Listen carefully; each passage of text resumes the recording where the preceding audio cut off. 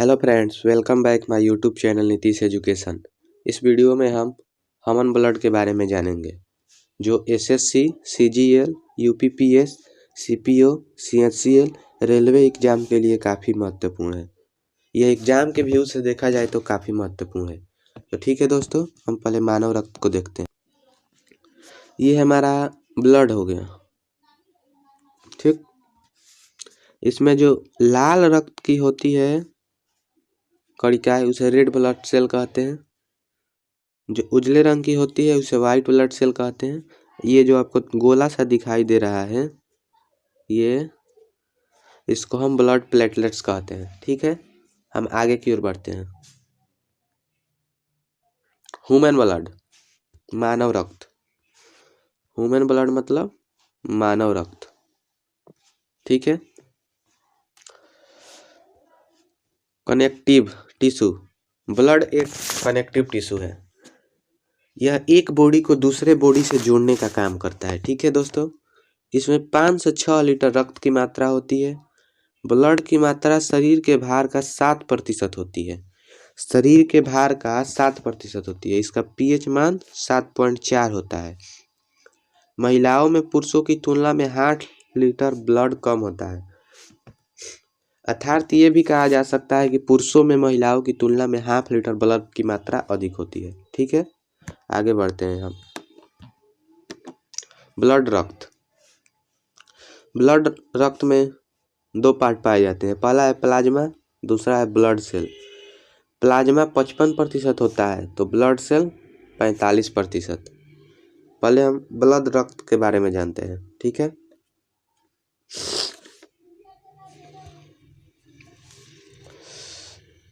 पहले प्लाज्मा देखते हैं। तो ब्लड का लगभग 55% भाग प्लाज्मा होता है। इसमें 90% भाग जल होता है, 7% प्रोटीन होता है, 0.9% साल्ट होता है और 0.1% ग्लूकोज होता है। प्लाज्मा का कार्य क्या होता है? यह पचे हुए भोजन एवं हार्मोन का शरीर में संवहन करता है एवं तापमान को नियंत्रित करता है। शरीर के तापमान को प्लाज्मा ही नियंत्रित करता है। इसका मुख्य कारण ये भी है कि इस 55% पाया जाता है। ठीक है, और यह घाव को भरने में भी काम करता है। इसमें एक सेरम आ जाता है। जब प्लाज्मा में से फाइब्रोजेन नामक प्रोटीन निकाल लिया जाता है तो शेष प्लाज्मा को सेरम कहते हैं। फाइब्रोजेन प्रोटीन क्या है? तो यह ब्लड को थक्का बनाने में मदद करता है। ठीक है, अब हम ब्लड सेल को देखेंगे। ब्लड का 45% भाग ब्लड सेल होता है।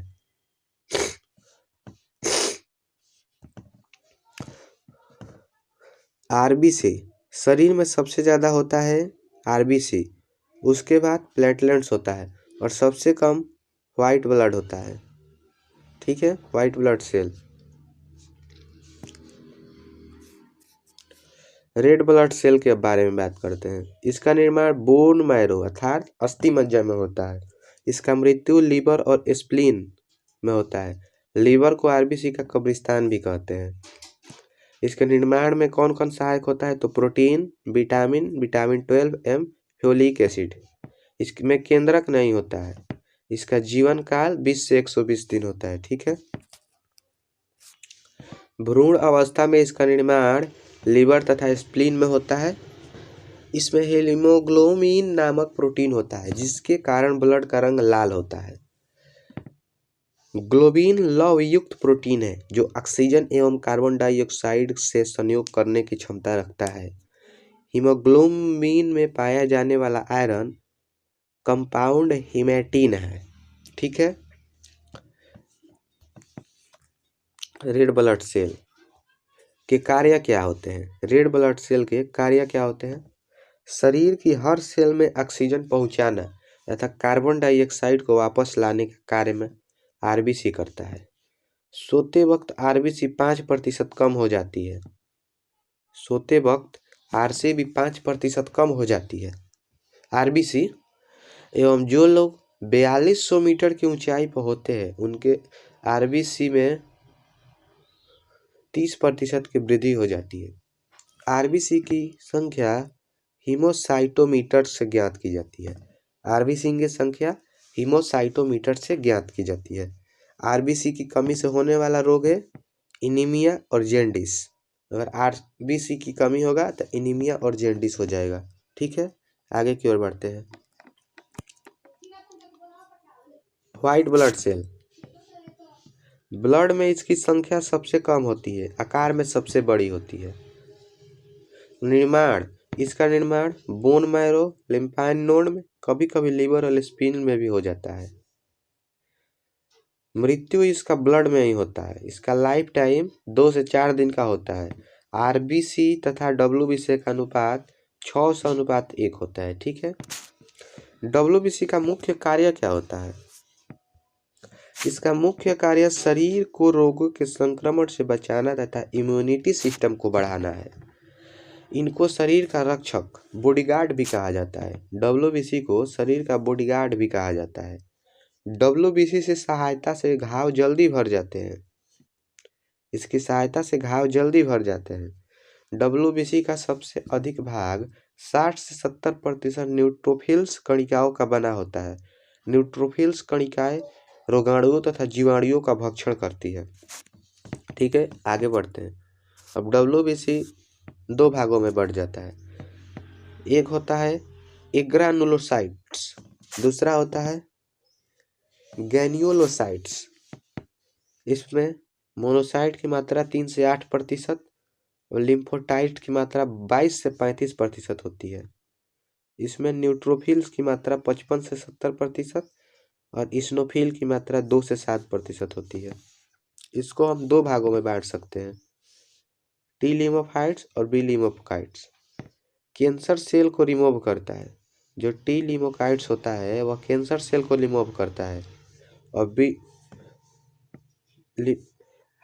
हाइव के अटैक से बताता है, मतलब हार्ट अटैक से बचाता है। डब्ल्यूबीसी से कम वाले रोग कैंसर और हाइव होता है। हाइव के अटैक से भी बचाता है। ठीक है, अगर हमारे शरीर में ल्यूकोपोनिया अर्थात डब्ल्यूबीसी की मात्रा कम हो जाए, अगर हमारे शरीर में डब्ल्यूबीसी की मात्रा कम हो जाती है तो उसे ल्यूकोपोनिया नामक बीमारी हो जाती है। अगर डब्ल्यूबीसी की मात्रा अधिक हो जाती है उसे ल्यूकेमिया नामक बीमारी होती है। ठीक है, आगे की ओर बढ़ते हैं। ब्लड प्लेटलेट्स, ब्लड में प्लेटलेट्स की संख्या 4 से 5 लाख होती है।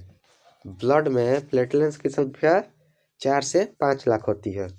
प्लेटलेट्स केवल मनुष्य एवं अन्य स्तनधारियों मैमल के ब्लड में पाया जाता है। यह मनुष्य और मैमल में पाया जाता है। इसके भी सेल में केंद्रक नहीं होता है, लेकिन इसमें डीएनए होता है। ठीक है, इसका निर्माण बोन मैरो में होता है, अस्थि मज्जा में। इसका जीवन काल 3 से 5 दिन का होता है। इसका जीवन काल 3 से 5 दिन का होता है, बाद में यह अपने आप ही नष्ट हो जाता है। इसकी मृत्यु स्प्लीन में होती है। स्प्लीन, स्प्लीन इसको कहते हैं। देखिए ये जो है ना, इसको देखिए आप, इसको हम स्प्लीन बोलते हैं। ठीक है, आगे है ब्लड प्लेट्स के मुख्य कार्य क्या है। इसका मुख्य कार्य शरीर में उपस्थित हार्मोन एवं प्रोटीन को उपलब्ध कराना होता है। ब्लड को थक्का बनाने में मदद करता है। और प्लेटलेट्स की कमी से होने वाला रोग क्या क्या है? ब्लीडिंग हो जाएगा, चिकनगुनिया हो जाएगा, डेंगू ज्वर हो जाएगा, थ्रोम्बोसाइटोपेनिया हो जाएगा। ब्लड सेल, शरीर में प्लेटलेट्स आवश्यकता से अधिक होने पर खून का थक्का जमना शुरू हो जाता है, जिससे दिल के दौरे की आशंका बढ़ जाती है। अगर हमारे शरीर में आवश्यकता से अधिक प्लेटलेट्स हो जाता है तो खून का थक्का भी जमना शुरू हो जाता है और दिल का दौरा पड़ने का आशंका बढ़ जाती है। ब्लड के कार्य क्या है? ब्लड रक्त के ताप का नियंत्रण तथा शरीर को रोगों से बचाता है। शरीर के वातावरण को अस्थायी बनाए रखना तथा घाव को भरना। ब्लड का थक्का बनाना, क्लोटिंग करना, मतलब O2 CO2 पचा हुआ भोजन एवं हार्मोन का संवहन करना। विभिन्न अंगों में सहयोग स्थापित करना। मानव शरीर में ब्लड हेपेरिन की उपस्थिति के कारण नहीं जमता है। ठीक है, ये क्वेश्चन आपसे बार बार पूछा जाता है कि किसके कारण मानव शरीर का ब्लड नहीं जमता है। इसका सही उत्तर हो जाएगा हेपेरिन। ठीक है, इस वीडियो में हमने ब्लड सेल के बारे में जाना है। ठीक है दोस्तों, थैंक्स।